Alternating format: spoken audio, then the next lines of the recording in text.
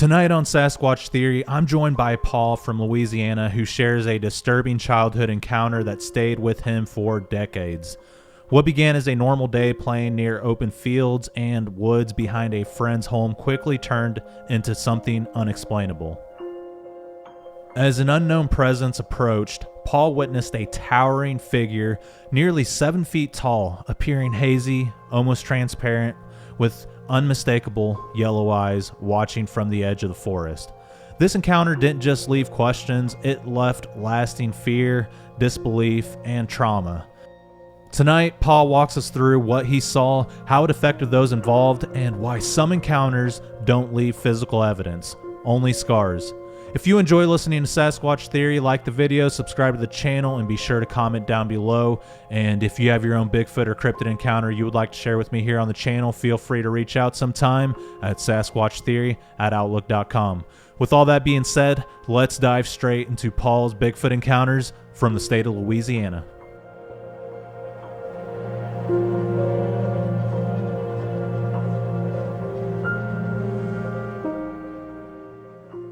All right, Paul, welcome to Sasquatch Theory. How are you doing today? Good, Miguel. Thank you for having me on. Yeah, absolutely.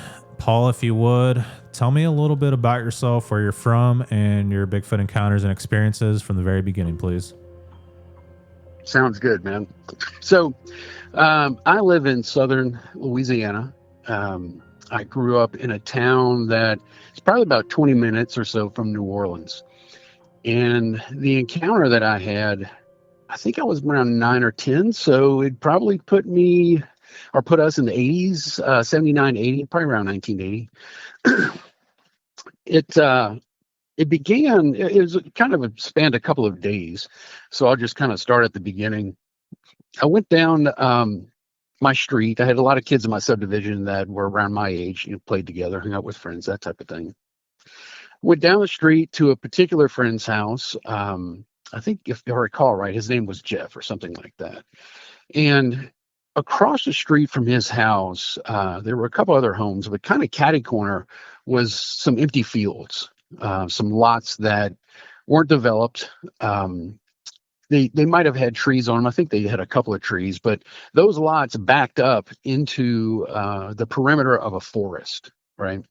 So we used to go ride back in the forest, in the woods, quite a bit on our bikes, hanging out. Sometimes we'd build fires back there and just kind of do kid stuff. I loved going in the woods when I was a kid, with or without friends. I was always in there, hanging out, looking for things. Just it was fun. I mean, I've always appreciated the outdoors like that ever since I was a little kid.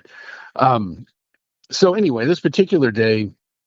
Me and this fella named Jeff, a friend of mine, we weren't, I guess, real close, but close enough to hang out periodically. So anyway, we were on our bikes and went to enter this forest. Again, it's across kind of catty corner from his house, empty-ish fields, and there was a ditch between the back of those lots, right? The back of those properties. Again, no homes are on these particular properties yet. There was a ditch between the back of those properties and where the woods began, the perimeter of the woods. So there was a couple of like pieces of wood, 2x4s, whatnot, that allow you to walk over the ditch, push your bike over it, walk your bike over it, that type of thing. So we had done that, hanging out in there, playing, just, being silly and stuff. And I want to recall that we had heard something.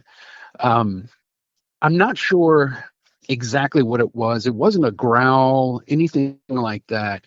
It was something, though, that alerted us. I don't know if it was certain sounds. I want to say it sounded maybe like something approaching us. Didn't see anything.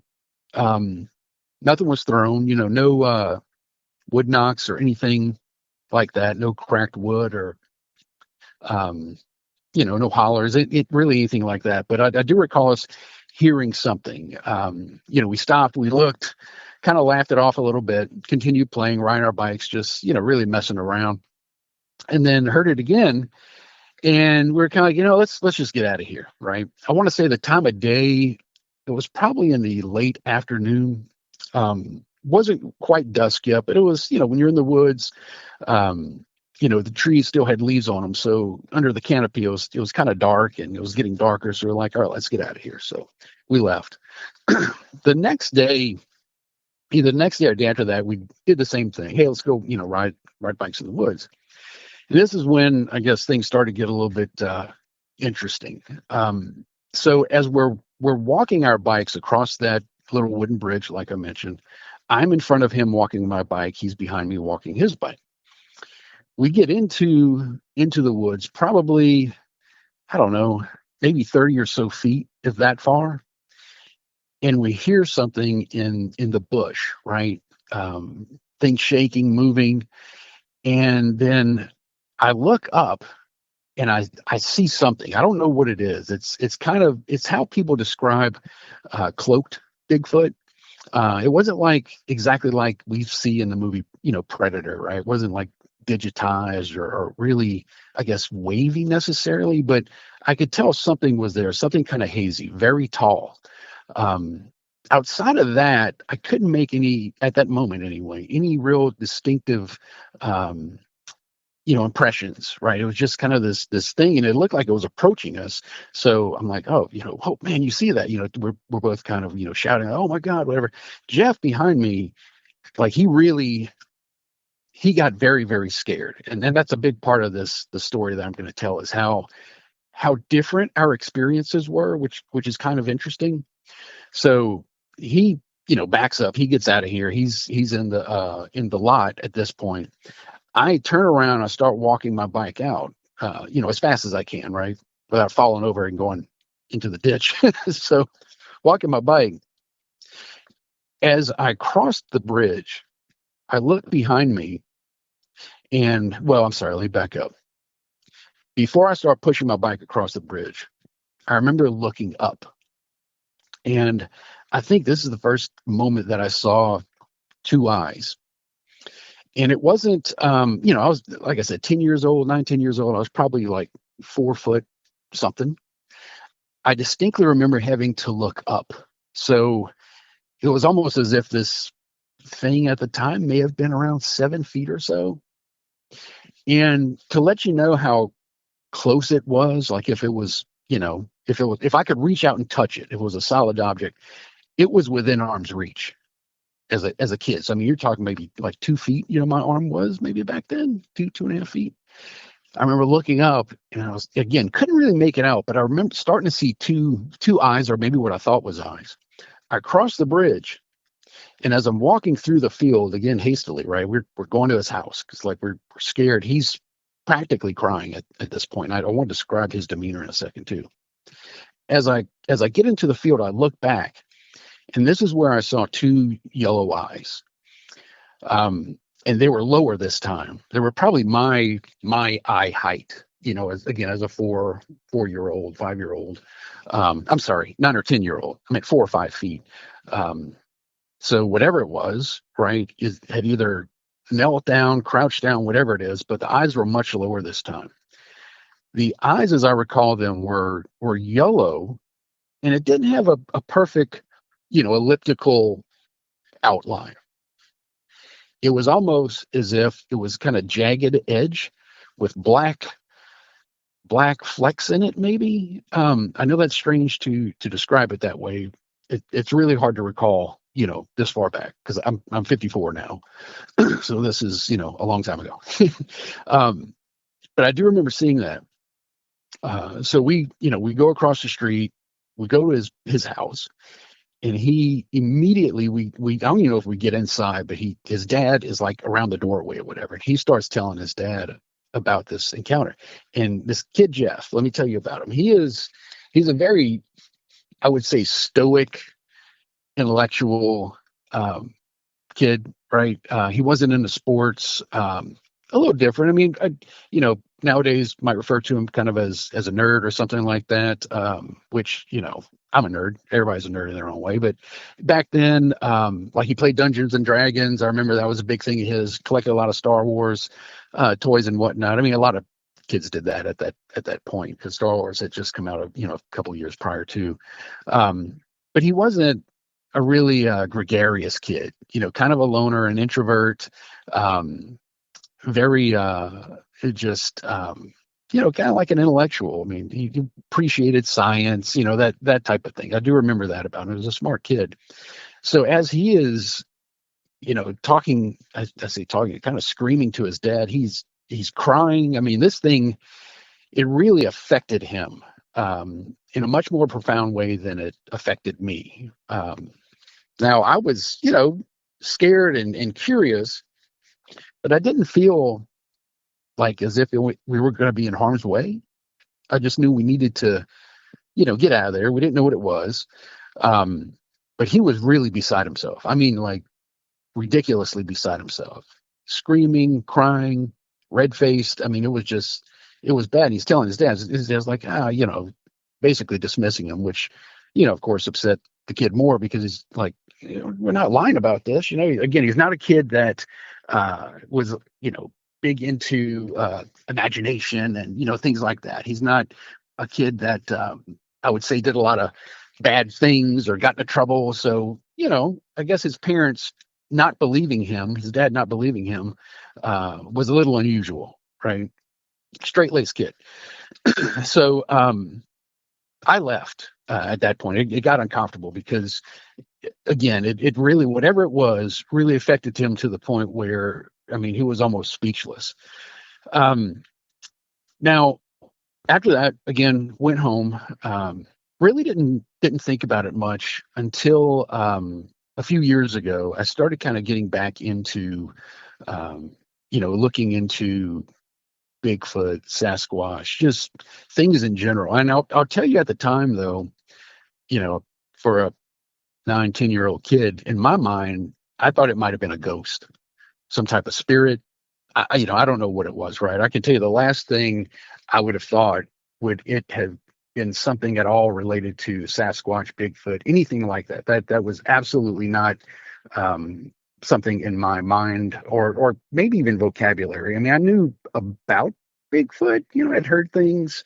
Again, this is 1980 around, so knew about it and stuff, but nothing, nothing too material, nothing that I didn't read books on it. I didn't really see shows on it. Although I do recall my dad talking about the legend of Boggy Creek. I do remember that. That was really my only, you know, exposure to the subject.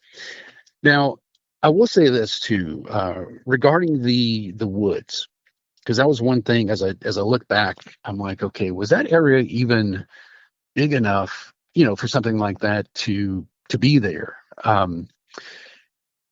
At the time, and again, this is around 1980. A lot of where we lived was undeveloped. It wasn't rural.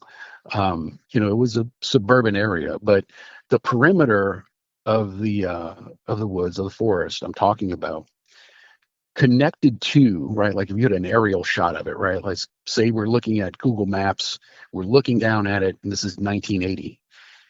It was thousands and thousands of acres of woods, swamp, ponds, lakes, right? It really was. And it actually went all the way to Lake Pontchartrain. So it was a big area. So, that, I guess that kind of answered my question of, is the territory even a place something like this would go or care about, or, whatever, right? Um, I never did, as I recall, I think I might have spoken with Jeff about this afterwards. Um, but he was very short about it. He really didn't want to talk about it. I could tell it really affected him though. I don't even know how much I hung out with him after that, right? And I'd probably say a year or two later, him and his family had moved. Again, looking back, the strangest thing to me about it, and having looked into other stories, I watch a lot of channels on this type of thing, just out of curiosity. So I am a believer. I've got my own thoughts on what it is, kind of taking facts from a lot of different sources. This event I experienced was different than how he experienced it. I had I also did a podcast episode or YouTube channel episode on strange familiars, and I remember talking to the guy who hosts that, right? And he said one of his favorite stories is when there was another person, that had an encounter, and he too was with someone else, but they both experienced the encounter very, very differently. One of them, like me, I guess, it was, non-threatening, I would say. Again, scary, unusual. You're taken aback. I mean, you don't want to, you want to get away from it. You don't know about it. It's strange. But the other party uh, was very threatened by it and saw it in a very dark light. I don't know, demonic. I don't want to go so far as to say it was that, but definitely something that went just beyond the, wow, I've never seen that before. This is strange. Don't know what it is. Let's be cautious and get away from it, right? Um, and he said, again, the host of the other YouTube channel was like, that was by far one of his most favorite stories, just because how differently two people at the same time, the same encounter, if you will, perceived it differently, and wondered whether or not the thing um, affected that, right? If my perception and living through the experience at that moment was affected in a way by how it wanted me to perceive it, as opposed to how Jeff perceived it. Interesting dichotomy, right? So, but really, that's kind of it. It's not really a, I guess, nearly as good as some of the other encounters. But one thing I have noticed is that since I recalled this, and like I said, I've been on a couple other podcasts, I have heard stories, a few other stories so far, obviously talk about cloaking, right? But I've even heard some talk about yellow eyes and describing them in a way similar to how I recall this, which I thought was very interesting, right? Because you hear about, or I've heard about, red eyes, maybe even orange eyes. Nothing. I hadn't really heard anything about yellow eyes, but I have since heard some about that. Cloaking, obviously, that's come up. It seems like that's coming up more and more. Um, I've never seen any orbs that I recall, um, but whatever it was, I'm pretty sure whatever we had experienced a day or two before that made us want to leave, get out the woods, was the same thing that we encountered that time. And I do remember this, thinking back on it, as I was leaving in the woods, the thing was so high. I remember thinking to myself, right, because it was the only, I guess, thing I had frame of reference was as tall as like a horse. When a horse obviously stands, like looking up at a horse's eyes when you're a kid, that's tall. Like, man, that's a big horse. You have to look up to its eyes. I remember thinking that at the time. Not that I thought it was a horse, but just from a scale standpoint. Then as I was walking out of the woods, it was very it was very close to me, which is kind of creepy. It was, like I said, so close that it wasn't like, if it was 10, 15 feet away, I would look up at an angle to see the eyes. I had to literally tilt my head back and look up to see its eyes. So it was within 2 to 3 feet of me. Um, Now it did stay at the edge of that forest. I don't recall it coming into those lots, the empty lots that I mentioned. I don't recall it crossing the bridge. I just remember looking back, seeing two eyes, or what I think were eyes, lower, but at the edge of the forest, before one would start walking on that bridge to cross the bridge to go into those empty lots. Um, I thinking back now too, I can't recall if I had gone back in those particular woods. I probably didn't at that time or since then. And then, fast forward probably, I don't know, 5, 6, 7, maybe a decade later, homes were developed there. A lot of the woods I guess, within close to my street and subdivision, a lot of that had been since developed. There's still a lot of acreage. Again, if you look on Google Maps, there's still a lot of acreage that's undeveloped, swamp area, stuff like that. But yeah, so that's pretty much it. I don't recall hearing anything.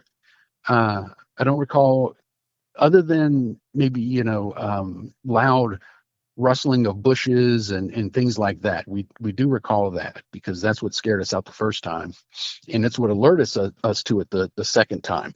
But it wasn't a howl. It wasn't any type of growling. I don't think there were any wood knocks, but there was enough noise to alert us to stop and look. And like I said, we weren't even. I don't even know if we had gotten on our bikes to ride.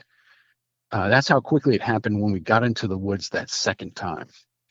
Um, I don't know if it was expecting us. I don't know what it was, but whatever it was close to the edge of the woods.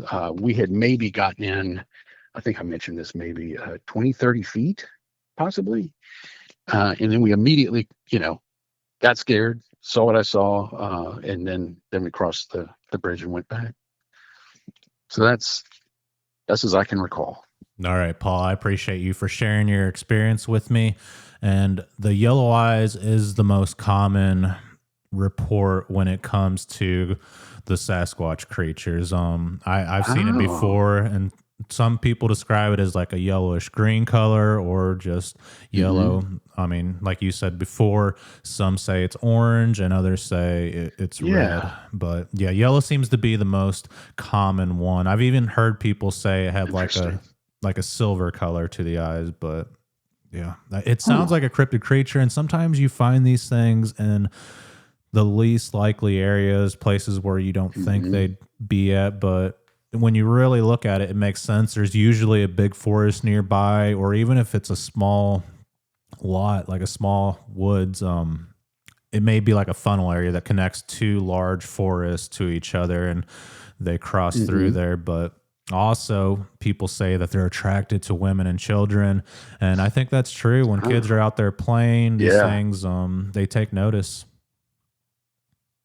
I have heard a lot about that, and what got me back into this, I would say the subject is, uh, I like putting. I don't, I guess, go to them nearly as much as I'd like to, but national forests. Somehow I got a hold of David Paulides' YouTube channel and started watching that, and it was really interest in missing 411, which led to the books he wrote and the subject matter, and just really just started listening to a lot of different encounters and recollections of things, and that attracted me to some other channels. And there's certain ones that I like more than others. One thing that I guess I'm particular about is I don't look at this at all as something that's entertaining. I try to stay away from or what I believe to be heavily embellished encounters. Just general hyperbole to make it fascinating. Like, yeah, I'm sure you heard of Todd Standing. Things that he said and done, and I'm sure he's a nice guy. It's not about that. It. I do believe there's something to this. I think if you're someone who's spent enough time looking into this, from a factual standpoint, it's hard to deny just the math, right? You're talking about centuries of experiences that have been reported around the world. You, you can't, a person can't rationalize that everyone is lying about it, right? Now, is it, Sasquatch all the time? Is it what we're thinking it might be? I don't know, but there's definitely something to it. So it it is happening, right? And I'll tell you too, the more that I look into certain things, it's become difficult for me to not think that it doesn't have, or paranormal capabilities, right? Like, I absolutely believe um, it is. It could be alien. I don't necessarily think it's from here. I mean, the whole ape thing, I completely disagree with. Um, I I don't know if they've been here and have stayed here. Part of me thinks, they can come here as they want or need to. Um, I do think they can and have left certain locations instantly, right? You hear about footprints just stopping in the middle of in the middle of like a snowfield, right, or things like that. And I mean, how does that happen? And it's not just once or twice, right? And it's not just the source making it up. There's enough encounters of that, the math of it. There's so much of it.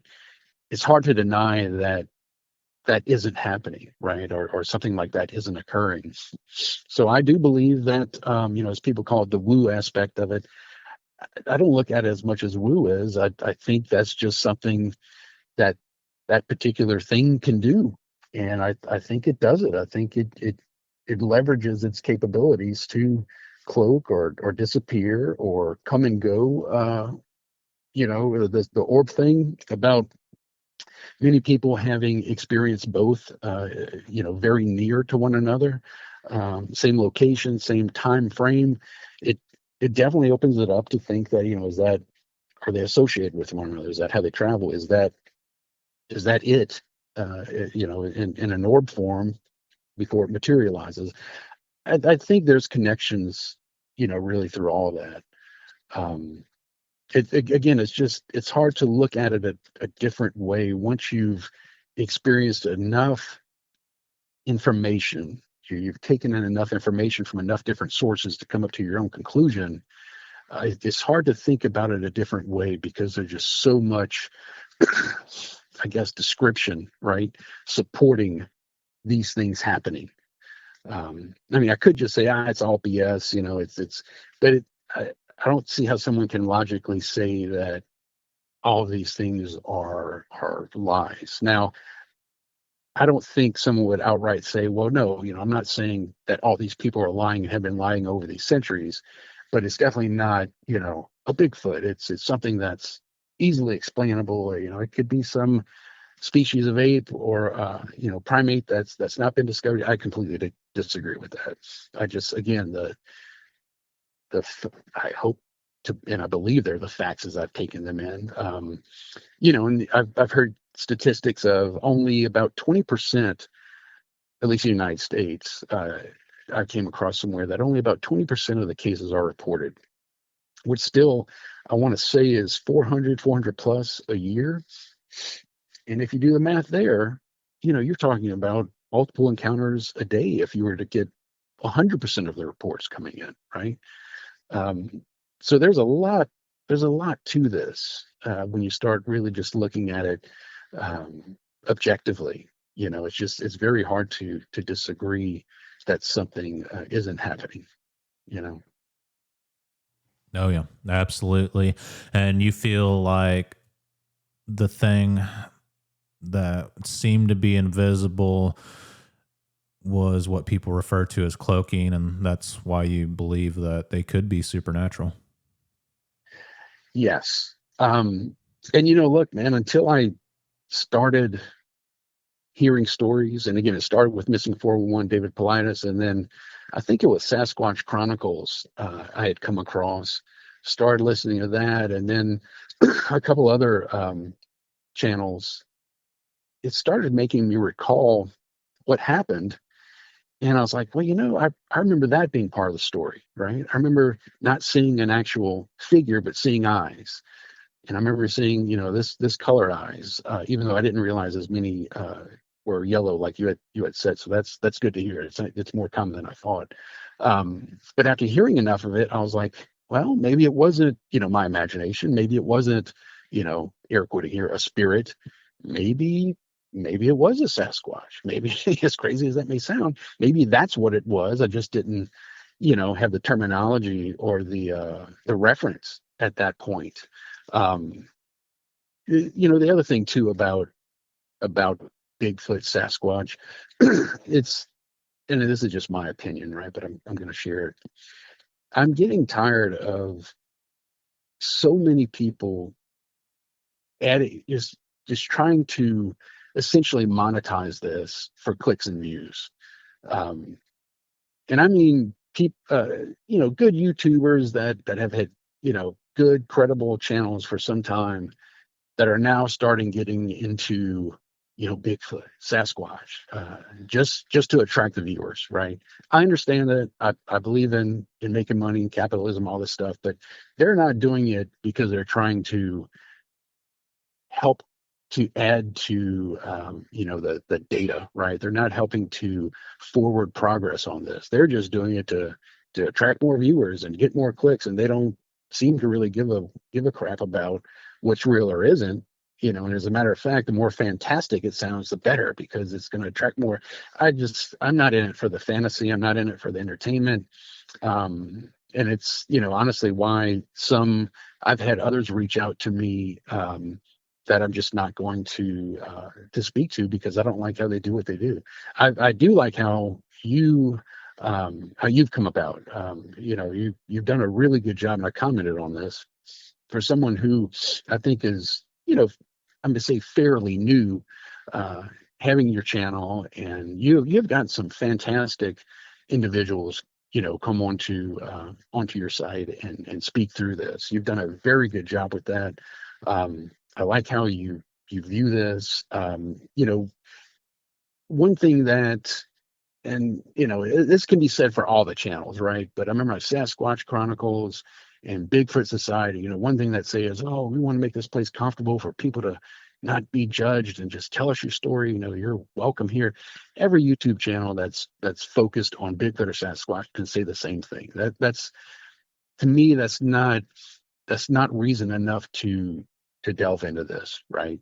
Um, I think if you're serious about it, and you really are passionate about it, then the mission should be trying to find out as much information as you can to help, build out the puzzle of it, right? To fill in some blanks, build some consistency, get to the point where things are more easily proven and maybe, forecasted, if we can get to that, point of luxury, right? Where we know, hey, based on these situations, maybe these situations are prime for an encounter, right?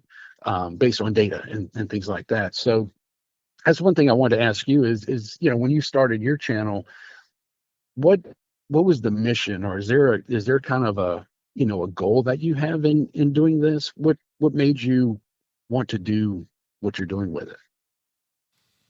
I wanted to learn as much as I could about the Sasquatch subject, and I figured I'd find other like minded people, especially around me here in Missouri, that have encountered these things. And I've met a few people around here, not too many, not like I thought I would, but overall, I've met a Hmm. ton of other people, and I've learned things about the Sasquatch that I just couldn't figure out on my own. And I Hmm. mean, other than that, I mean, hearing other people's stories, keeps me grounded with what I've seen, and, Yeah. reminds me that other people are seeing them as well. And that's kind of what motivates me. It's also a good feeling to listen to somebody's story when nobody else will in their life. And Hmm. that's the way society is. But other than that, I don't know Yeah. what I contribute to the community. I do monetize, but I mean, nobody's going to do any work for free.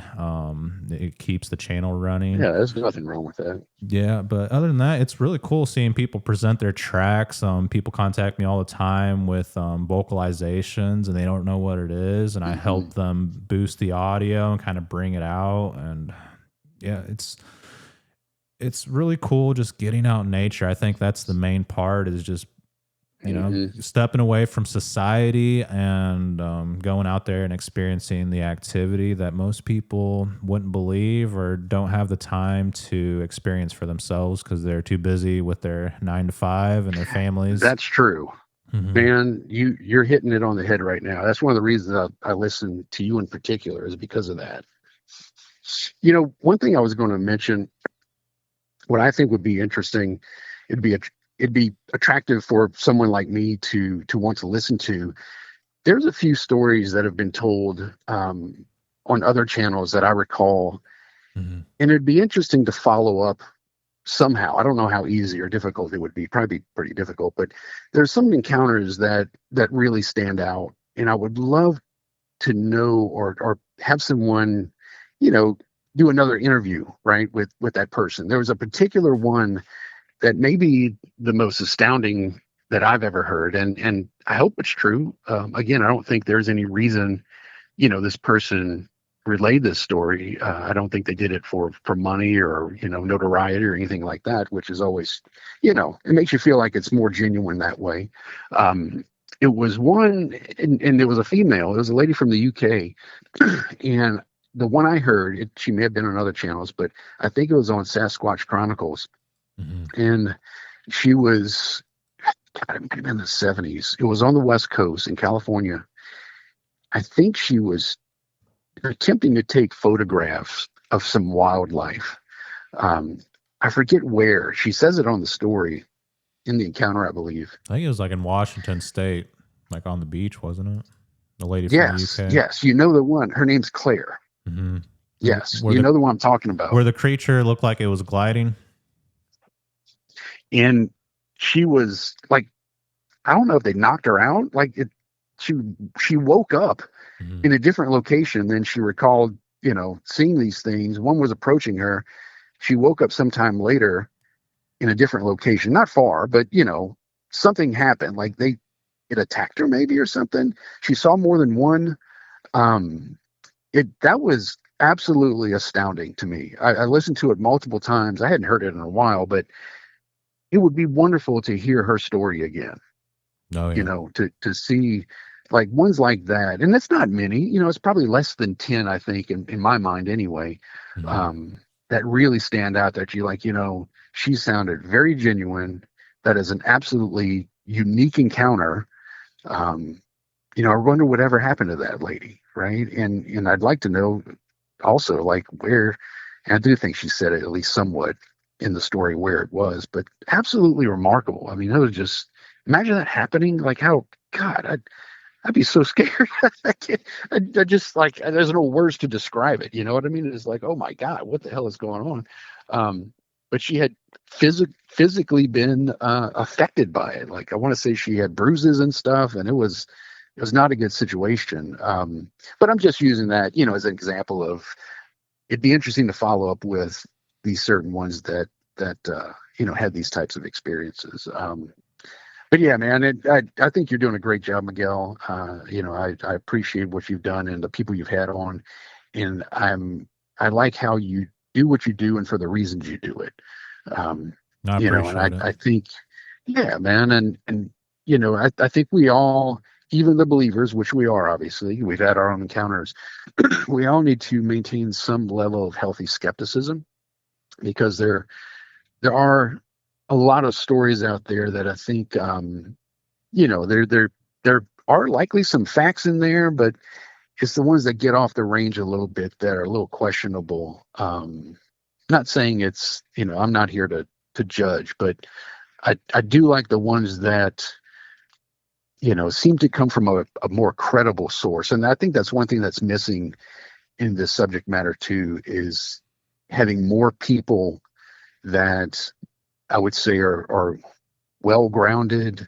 Um, just I guess individuals that represent uh, kind of a different, maybe more objective scientific strata of experiences, right? I think that would help bolster interest in this and credibility of it. But overall, yeah, I mean, you can tell, it's getting enough exposure. I mean, I feel like there's a Sasquatch YouTube channel created every 2 or 3 weeks these days. But you're standing out, in my opinion, on one that's doing it right. And I think your user base, I think you've grown as quickly as you because of that, right? I think there's a lot of people that see what you do and how you do it and appreciate that, as opposed to some others that are just taking maybe a little bit of a different path. So, but you do a good job, man. Thank you so much, Paul. And I really appreciate you for sharing your report from Louisiana. Did this happen anywhere near Caddo Lake, or is this in a completely different area of the state? It's in a different area, but I have heard stories about that area, and Hmm. the Atchafalaya Basin, which is an area between Baton Rouge and Lafayette. Mainly, I guess you would say around Lafayette, Louisiana. There's just a tremendous amount of swamp there, um, and it's just a big wooded, at least partly wooded area that's just thousands and thousands of acres. And there's a lot of that in Louisiana, though. There's a lot of places like that where if you think about something like this existing, there's enough sustenance to survive, right? Wildlife, shelter, different things like that. I mean, it's absolutely prime for that. Now, you don't have mountains, hills here. It's unfortunately it's ridiculously flat, but there's a lot of wildlife. Um, and I've heard various stories throughout or of Louisiana. Not as many, I don't think, in northern Louisiana as I would say southern Louisiana. Another area to me that stood out where I've heard several stories is what is referred to as the Big Thicket, which is an area East Texas, kind of on the border of Louisiana. I don't know if you've heard of that before. If you haven't, look into that. There's a lot of stories from that area, which I think, if I had to guess, probably encompasses hundreds, if not thousands, of acres. People go hunting there, outdoor sportsmen and such. But I've heard quite a few stories, encounters from that area in particular, and that's always been of interest to me because from where I'm at now here in Louisiana, that's I think 2 hours away from me, maybe 2.5. So Yeah, that's not too far away. But yeah, Paul, we're finished, and I appreciate you for logging the report on the channel. It really means a lot. If you run into a cryptid in the future, definitely reach out, or anyone that's seen these things, send them my way. I'd love to hear about their encounters. I'll definitely do that, man. I appreciate it, Miguel. Stay in touch, buddy, and I'd be happy to help with anything else. Have a good Absolutely. holiday, man. Yeah, happy holidays. You take care of yourself, okay? You too, man. All Bye right, bye. see ya. Paul's encounter reminds us that not all sightings are clear, physical, or easy to explain. Some experiences exist in a gray area where fear, disbelief, and unanswered questions collide. Whether this was a cloaked Sasquatch, a dimensional phenomenon, or something beyond our current understanding, the impact it had was real. These are the stories that don't always make headlines, but they linger for a lifetime. As always, I appreciate you taking your time to listen to these podcasts, and if you've had an encounter of your own, especially one that defines explanation, you're not alone. Feel free to reach out sometime at sasquatchtheory@outlook.com. Until next time, stay aware of what's watching from the tree line.